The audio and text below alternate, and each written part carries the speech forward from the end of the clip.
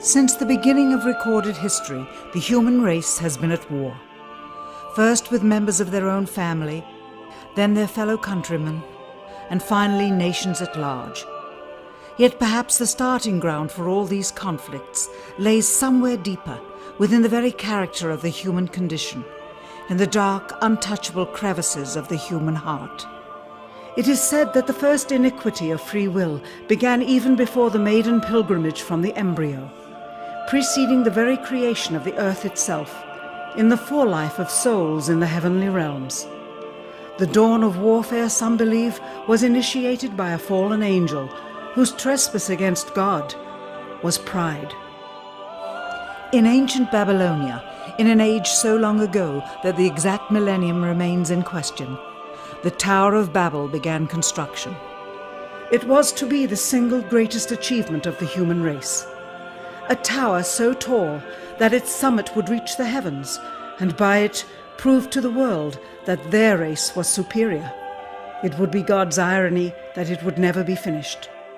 Time passed, nations fell, a machine age emerged, and once again the ingenuity of the species which held dominion over all others unveiled what was at the time the most monumental accomplishment ever imagined, the largest machine yet constructed. An automation so mammoth and so revered, even before its first demonstration, that its only befitting name was Titanic. On April 10th, 1912, it set sail. It was boasted to be the ship that God himself could not sink. It would be God's irony that the very element that was meant to keep it afloat would cause it to sink.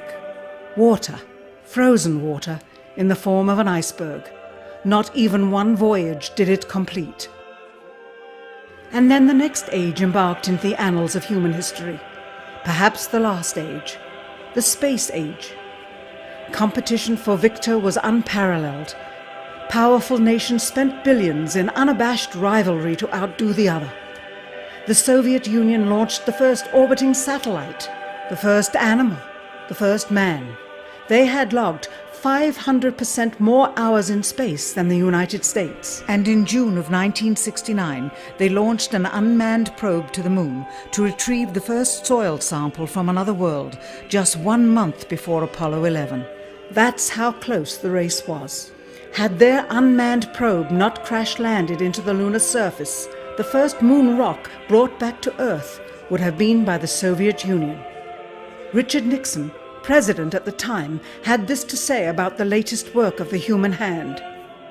It is the greatest week since creation, the greatest event since the laying of the foundation of the seas, since the origin of the universe itself, since the design and formation of the delicate human eye through which all these things are perceived, was a flying machine with its 2 passengers, landing on its closest celestial neighbor and returning from where it came. Perhaps again, God's irony lies somewhere within this great boast of humankind. The building of the tallest tower for the sole purpose of standing out among the races was never finished.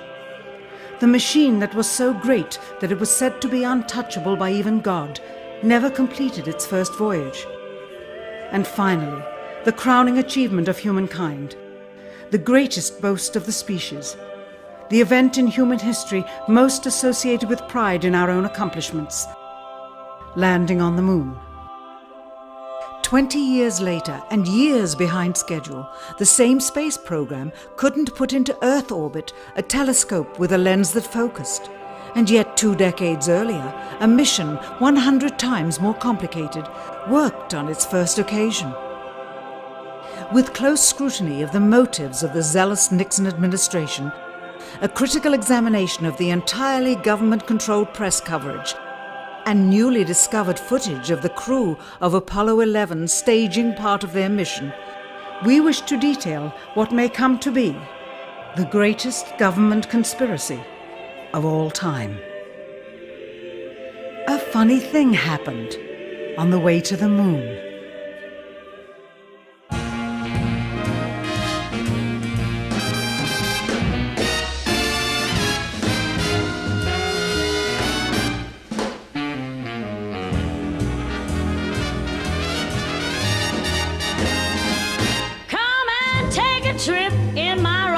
it. We'll have a lovely afternoon, kiss the world goodbye, and away we'll fly. Destination moon. We'll travel fast as a light till we're out of sight. The earth will be like a toy balloon. Oh, what a thrill you'll get riding on my jet. A destination moon. Oh, we'll go up, up, up, up, straight to the moon we two. High in the starry blue. I'll be out of this world with you. So away we'll steal in my space mobile, a supersonic, a honeymoon. Leave your cares below, pull the switch, let's go. A destination moon.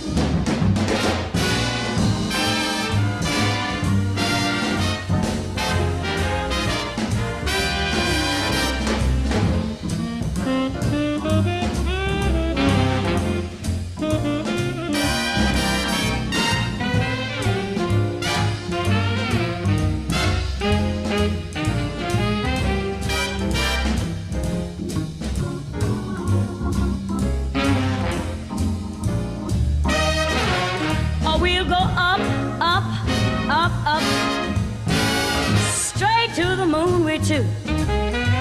We'll be high in the starry blue. I'll be out of this world with you. So away we'll steal in my jetmobile, a supersonic, a honeymoon. Leave your cares below, pull that switch, let's go. Destination.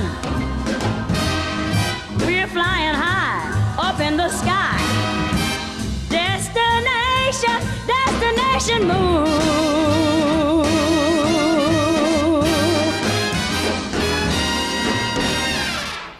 Dr. von Braun, how would you say we stand in relation to the Russians, and do you think we can ever catch up? I'm convinced that in the space field, the Russians are ahead of us, particularly in large weightlifting capability. And that at the moment, the problem is not so much to catch up, but first build up the working speed that they have already demonstrated. After we are running as fast as they do, there's still a considerable gap to close, and only the future will tell whether we'll manage to close that gap. We cannot and will not ever get into this race as we should, so long as all of our objectives are short-term objectives. We've got to have no finite end to our objectives. The end of our objectives should be as far as we can see at any given time. But right now, we need a 10 to 12-year program that has as its ultimate goal the manned domination of space. And if we don't, we're going to be in trouble. I believe that this nation should commit itself to achieving the goal before this decade is out of landing a man on the moon and returning him safely to the earth. We must assure our preeminence in the peaceful exploration of outer space, focusing on an expedition to the moon in this decade. T-minus 60 seconds and counting. We passed T-minus 60. 55 seconds and counting. Neil Armstrong reported back when he received the good wishes. Thank you very much. We know it will be a good flight. Good luck and Godspeed. 40 seconds away from the Apollo 11 liftoff. All the second stage tanks now pressurized. 35 seconds and counting. We are still go with Apollo 11. 30 seconds and counting. Astronauts report it feels good. T-minus 25 seconds. 20 seconds and counting. T-minus 15 seconds. Guidance is internal. 12, 11, 10, 9. Ignition sequence start. 6.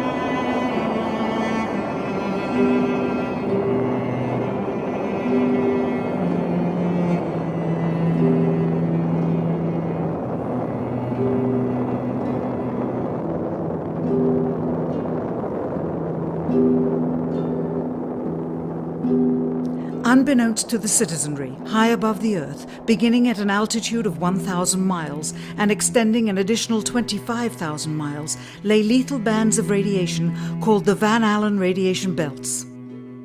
Every space mission in history with humans on board, from both the United States and Soviet Union, from the first in 1961 to the present, has been well below this deadly radiation field. Mercury, Gemini, Soyuz, Skylab, the Space Shuttle, all maintained altitudes well below 1,000 miles. All except Apollo. The more experienced Soviets spent 100 hours in space for every 20 hours of the US.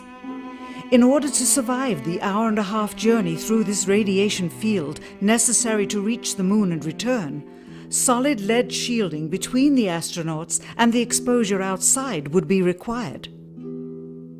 The mammoth Saturn V rocket used by Apollo was already 35 stories tall and weighed as much as a battleship. To add additional tonnage in the form of a lead barrier completely surrounding the crew members would have made it impossible for the vehicle to get off the ground. That is why the Soviets, though more advanced, only sent an unmanned probe to the moon. The Apollo spacecraft's narrowest shielding was less than 1/8 of an inch of light aluminum. In 1998, the Space Shuttle flew to an altitude of 350 miles, one of its highest altitudes ever, hundreds of miles below the beginning of a field of radiation that was so severe that the astronauts inside of their shielded spacecraft and inside of their shielded spacesuits saw flashes of light with their eyes shut that they described as shooting stars, due to radiation penetrating first the shuttle's shielding, then their spacesuit shielding, then their skulls, and finally the retinas of their closed eyes. As a result, CNN issued the following report noting NASA's unpredicted surprise.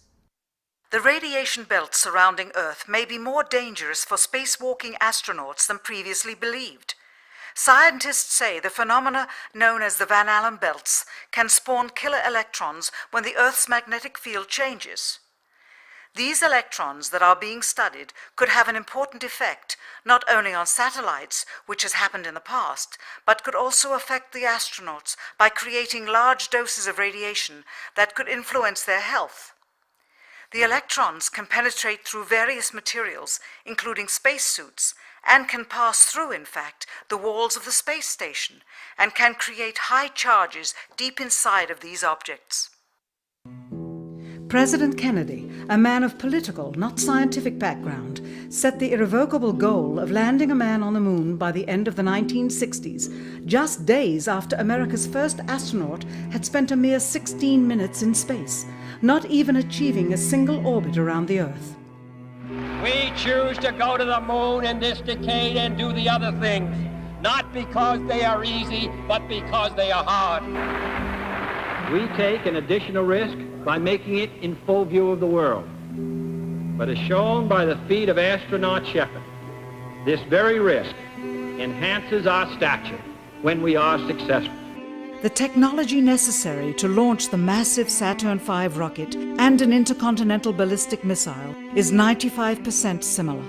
When the Soviet Union launched mankind's first satellite, Sputnik, in 1957, there was grave concern that they had mastered space ahead of the United States and might use this advantage to launch a first nuclear strike from an orbit high above North America. When they also put the first animal in space, then the first man in space, then achieved the first spacewalk, the first crew of 3, and the first ever of 2 simultaneously orbiting spacecrafts, concern turned to fear and then horror as America watched their communist enemy achieve all these firsts with no hope in sight of ever catching up. President, a member of Congress said today that he was tired of seeing the United States second to Russia in the space field. I suppose he speaks for a lot of others. What is the prospect that we will catch up with Russia and perhaps surpass Russia in this field? However tired anybody may be, and no one is more tired than I am, it is a fact that it's going to take some time, and I think we have to recognize it. They secured these large boosters which have led to their being first in Sputnik and led to their first putting their man in space. We are, I hope, going to be able to carry out our efforts with due regard to the problem of the life of the man involved this year. But we are behind. If it was impossible to better the Soviets in the space race, which was really a race of technological armaments, what could be done? How could America offset the threat of superior weaponry? Throughout the history of rivalry and war, astute generals of lesser armies than their counterparts have used deceit and misinformation as a method to achieve victory. In World War II, for example, columns of inflatable tanks were placed at locations afar from Normandy to draw German forces away from the real location of invasion. The Star Wars missile defense program rigged tests to make it seem more advanced than it really was. That's the conclusion of the General Accounting Office. The aim was to fool the Soviet Union about US military readiness during the Cold War.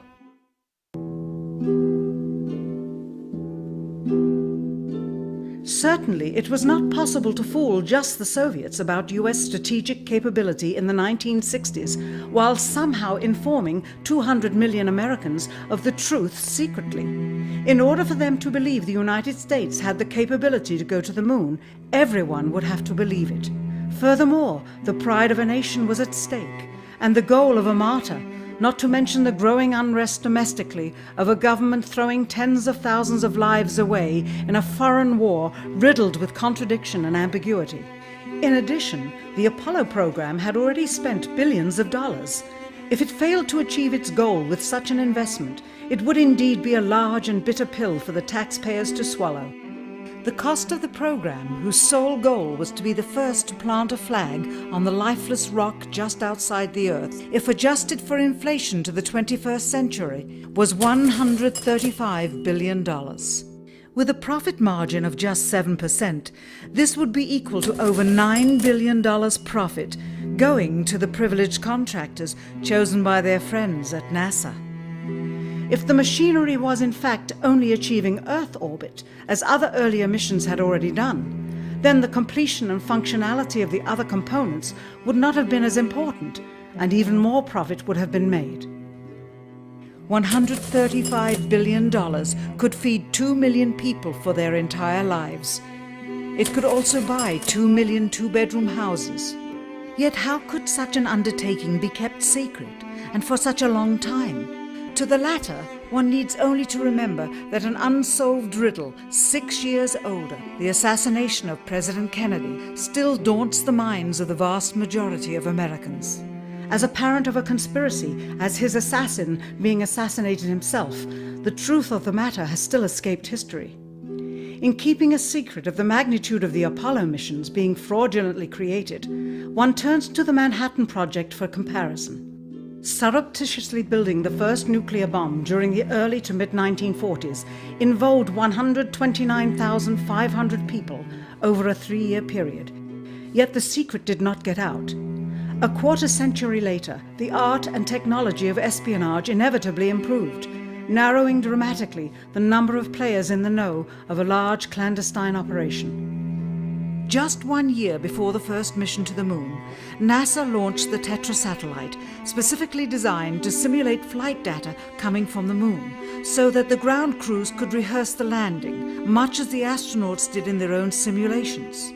Had it not supposedly fallen back to Earth, all that would have been needed during the actual flight would be a repeat of one of these computer programs, with a few original variations, transmitted to the satellite for rebroadcast to Houston.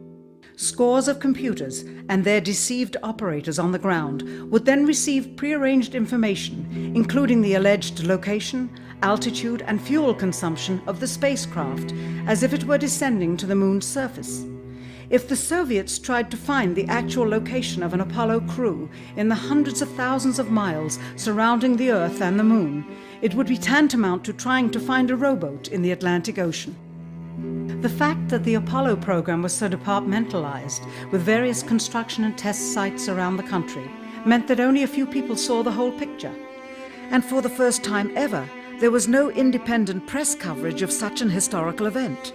Whatever pictures and sound were distributed to the public were strictly controlled and previewed by the federal government.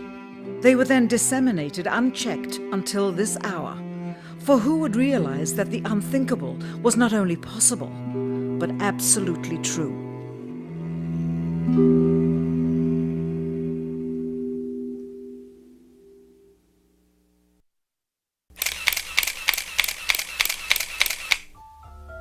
And what of the photographs? What do they tell us? On 3 separate occasions, our office asked NASA's Public Relations Department for every single picture of an astronaut on the surface of the Moon, just during the maiden voyage of Apollo 11. Many duplicates were sent. In all, fewer than 20 pictures were found, including first-hand investigation on site at the agency's vaulted archives. Quite surprising, considering the historical significance of the event.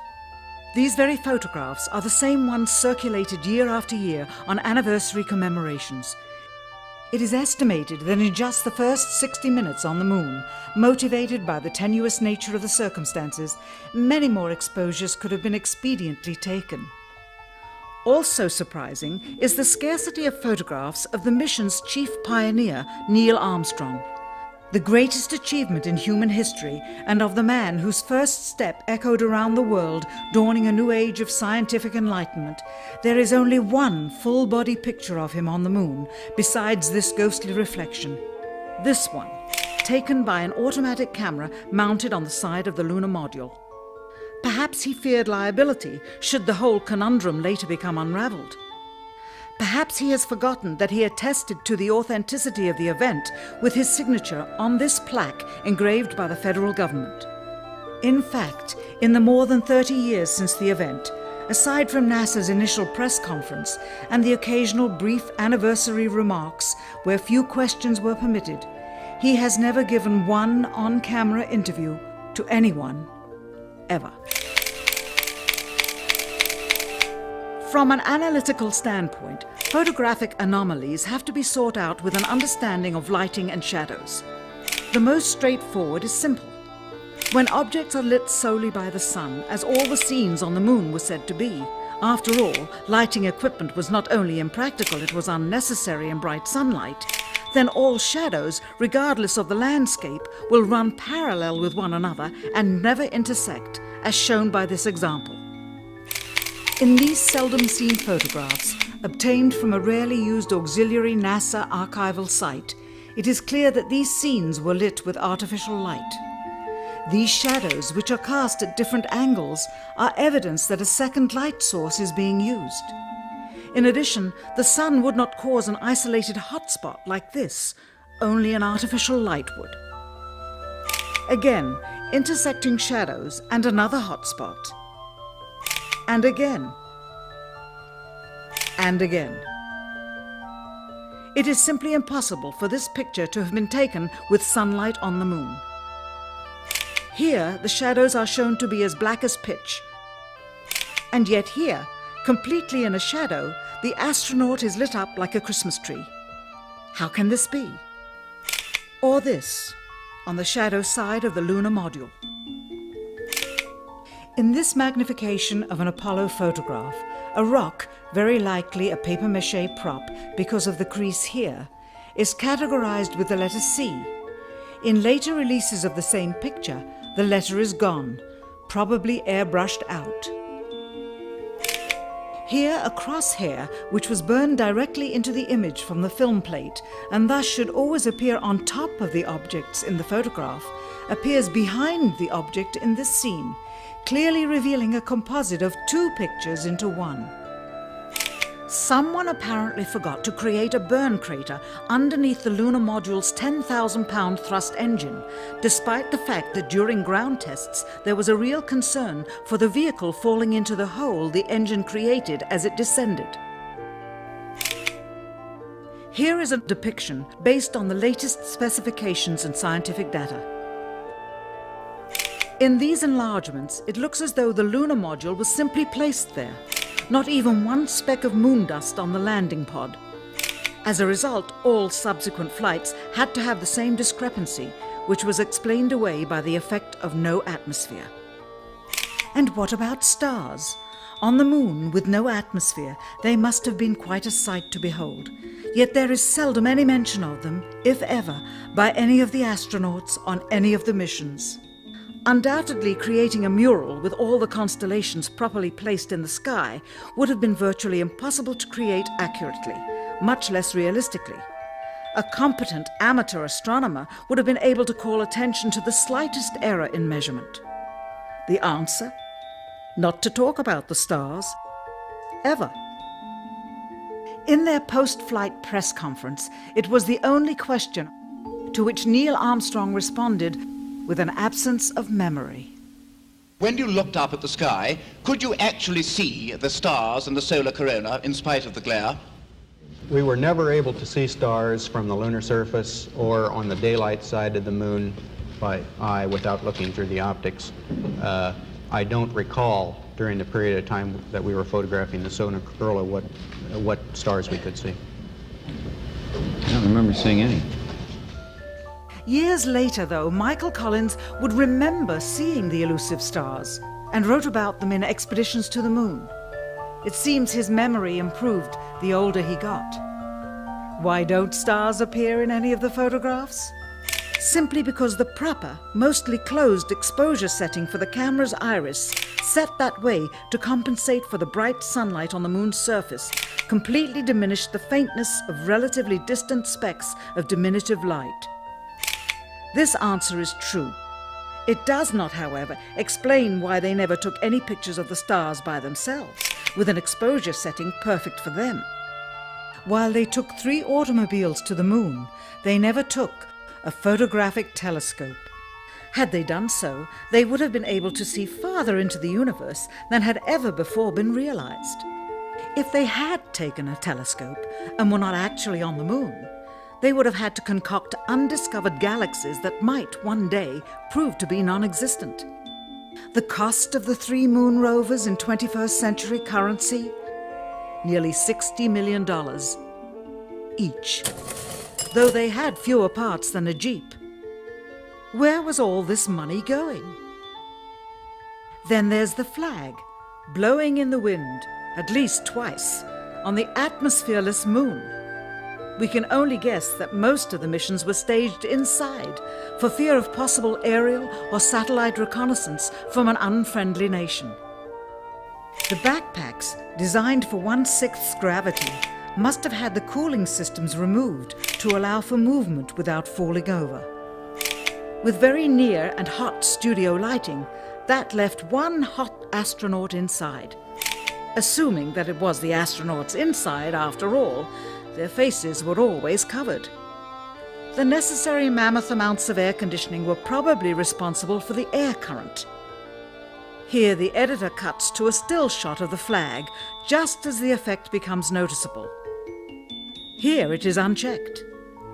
This rare clip, attained decades ago, was never re-released with the inevitable increase in experience and scrutiny.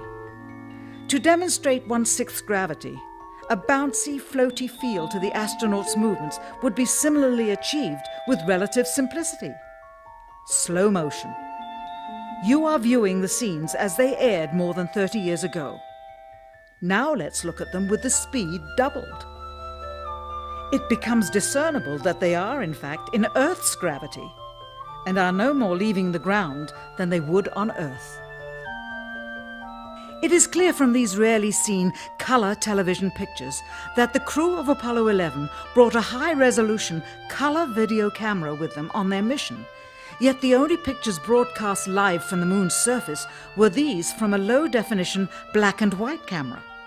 In fact, the networks complained because in addition to this, they were forced to shoot the images, second generation, off of a projection TV of the technology of 30 years ago, and were not even allowed to take a direct feed, which further degraded the quality and clarity of the images. Perhaps this was precisely what NASA and the federal government had in mind. After all, it was a first, regardless of where they were. Better to open up their debut mission with fuzzy pictures and numerous blackouts, rather than show too much revealing detail of a false scene that was yet unproven. And finally, the element that seals their fate.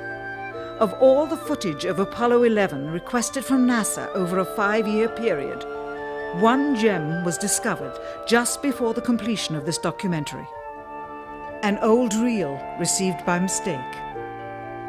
It contains the raw or unedited footage of the crew of Apollo 11, Michael Collins, Edwin Aldrin Jr. and Neil Armstrong, staging part of their mission for nearly an hour in living color, with exceptionally clear behind-the-scenes audio of conversations discussing the techniques used to achieve a disingenuous picture depicting the Earth at a distance, in order to falsely demonstrate their far journey from it and their ability to survive passing through the Van Allen radiation belts.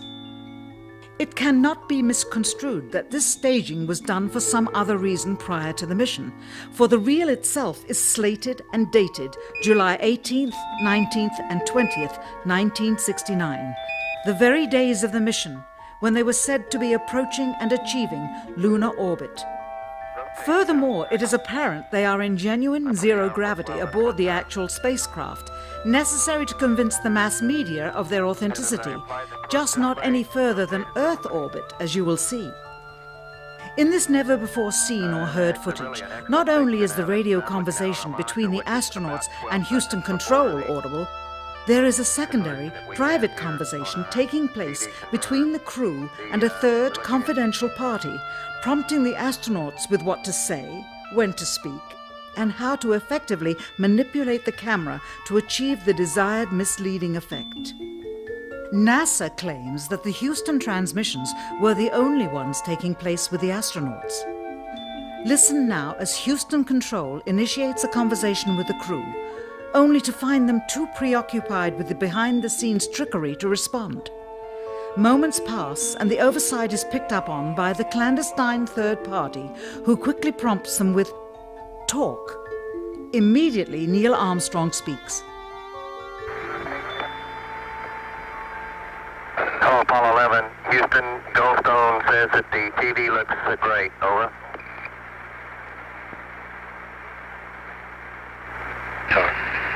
Okay, Roger. We're coming in on Earth. Again, the illusion they are attempting to create is the Earth at a distance to demonstrate their far journey from it and their ability to survive passing through the Van Allen radiation belts. Understand, too, that only about 20 seconds of this raw footage was ever broadcast to the public, and these conversations discussing their deception were believed to be private. Until now. Here they discuss that these television transmissions were in fact not broadcast live as everyone believed. They were first screened and edited for playback later. Roger, Neil. We just wanted a narrative such that we can, when we get to playback, we can sort of correlate what we were seeing. Thank you very much.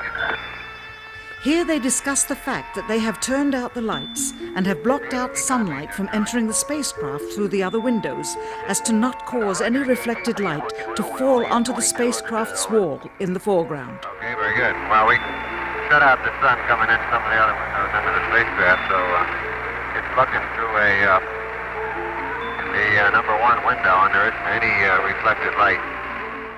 The reason this was done is so that the truth of the matter would not be revealed. It is this.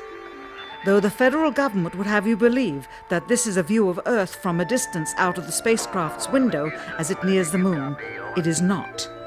What they have ingeniously done is placed the camera at the back of the spacecraft and centered the lens on a circular window in the foreground, outside of which it is completely filled with the Earth in low orbit.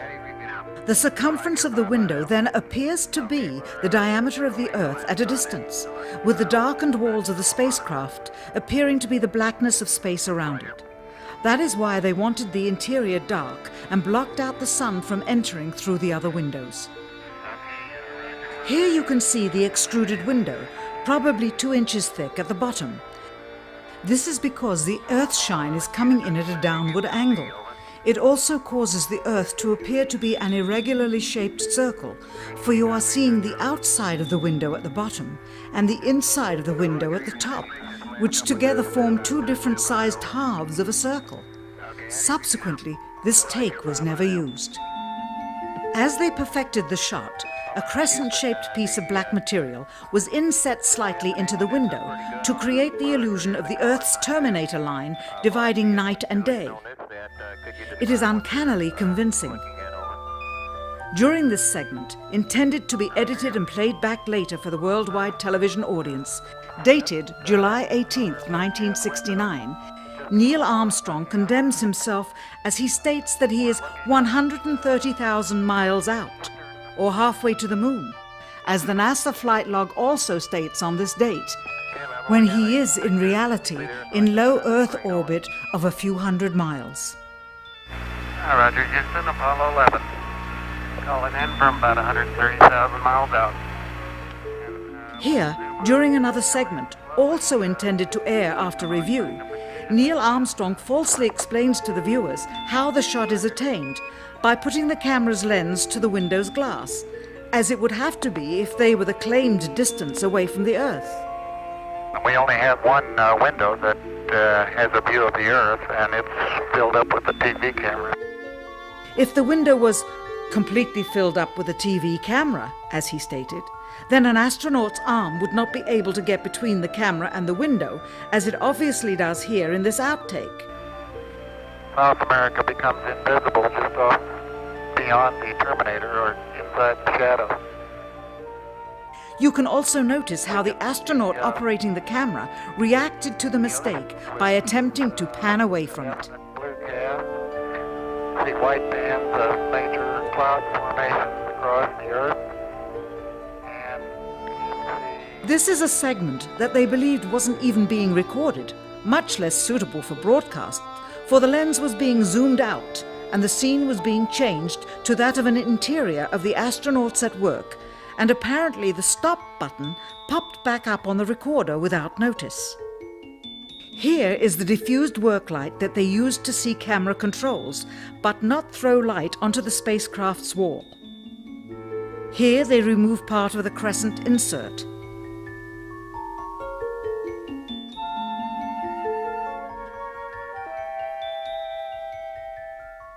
Finally, the iris is opened up and you can see the real location of the camera and the very bright and near Earth out the window. Here is the slate for the 19th of July, and the same shot of trickery on the 19th of July, and then the 20th, and the same misleading shot on the 20th. Later that evening, they were said to be walking on the moon. How can this be when they were in Earth orbit only 9 hours earlier, and the moon is some 3 days' journey away? Furthermore, if they genuinely went to the moon, why would they be faking any part of it? Why this trickery with the window? By faking being halfway to the moon, it becomes apparent that they did so because they could not even go halfway.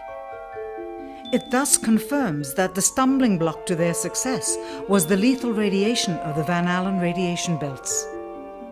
Since the same equipment was used on the subsequent missions in the 40 months that followed, none of them could have gone to the moon. They only increased their proficiency at staging them.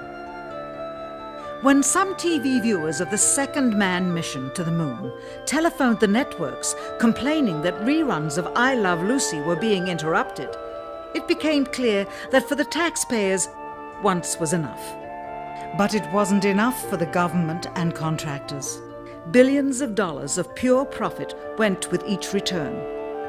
How coincidental that the following mission would have the element of life and death jeopardy. Apollo 13. Now the public would take going to the moon more seriously and be reconnected with the drama.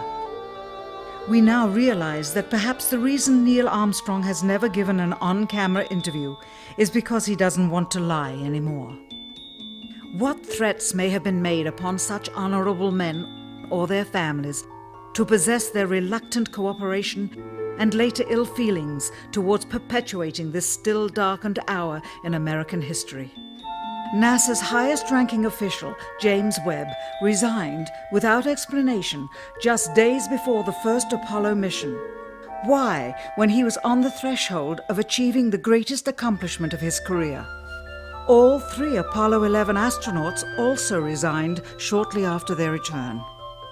On the 25th anniversary of the event in 1994, Neil Armstrong made a rare public appearance and held back tears as he spoke these brief cryptic remarks before the next generation of taxpayers as they toured the White House. Today we have with us a group of students among America's best. To you we say, we have only completed a beginning. We leave you much that is undone. There are great ideas undiscovered, breakthroughs available to those who can remove one of truth's protective layers. He is that layer.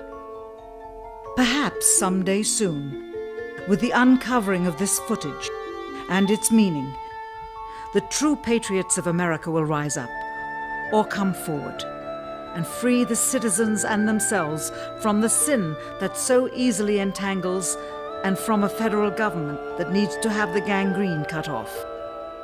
Even if the government's destruction would come from the truth, then it is not worthy to stand, and its betterment would inevitably follow.